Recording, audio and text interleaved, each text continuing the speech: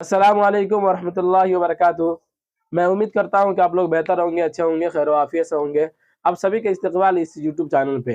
प्यारे अजीज बच्चों, जैसा कि आपको पता है कि हम हमेशा से नए नए सवालात आपके दरमियान पेश कर रहे हैं, तो आज भी हम एक नए सवालात के साथ आप लोगों के दरमियान हाजिर हुए हैं। चलिए देखते हैं वो कौन से सवालात हैं। सबसे पहले मैं कहा गया कुरान मजीद का नुज़ूल किस तरह से हुआ था। यानी कुरान मजीद अल्लाह तबारक व तआला का कलाम है, जब ये नाजिल हो रहा था तो ये किस तरह से नाजिल हुआ था। जवाब में कहा गया वही के जरिए से शुरू हुआ। यानी कुरान मजीद का जो नुज़ूल हुआ, कुरान मजीद जो नाजिल होता था वो किस तरह से नाजिल होता था, वही के जरिए से नाजिल होता था।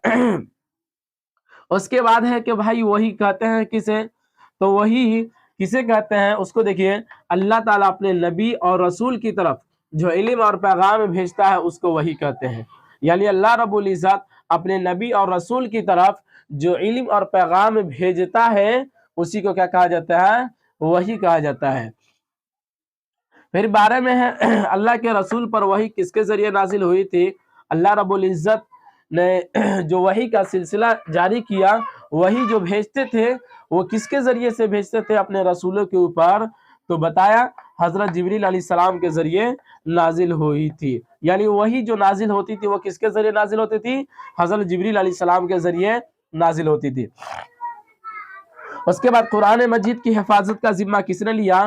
कुरान मजीद जो अल्लाह रब्बुल इज़्ज़त का कलाम है, जिसको हम लोग पढ़ते हैं, वो उसकी हिफाजत का जिम्मा किसने लिया, तो जवाब अल्लाह ताला ने, यानी खुद अल्लाह तबारक व तआला ने कुरान मजीद का जिम्मा ले लिया है। तो आज के ये सवालात मुतफरिक सवालात रहा। चलिए फिर इससे आगे हम अगले वीडियो में मिलेंगे।